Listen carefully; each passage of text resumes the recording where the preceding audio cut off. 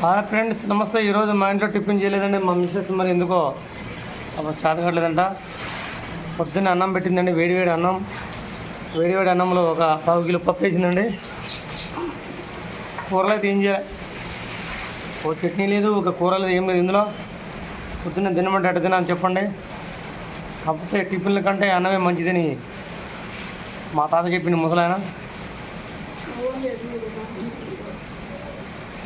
పప్పులో నెయ్యి తీసిందండి. And soil food కూడా మీరు తినమాకండి, ఆరోగ్యాన్ని కాపాడుకోండి. అప్పుడే పోయా అమ్మ మాట్లాడమ్మా. పప్పు గోంగూర పప్పు, గోంగూర టమాటా చాలా బాగుందండి. ఆయన అట్నే చెప్తాడు. దీని మించిన పోషక పదార్థాలు ఎక్కడ ఉంటాయి చెప్పండి? అవునులే కానీ పప్పు మించిన పోషక పదార్థాలు. రోజు టిఫిన్ చేసి ఈరోజు అన్నం తినాలంటే తినబుద్ధి కాదు కదా. పప్పులో గోంగూర టమాటా వేసిన, నెయ్యి వేసిన, నెయ్యి దీన్ని మించిన పోషక పదార్థాలు ఉంటాయా చెప్పండి? మా వారు అలానే ఉంటారు. తినండి మధ్య మధ్యలో పప్పు అన్నం చాలా కమ్మగా ఉంది.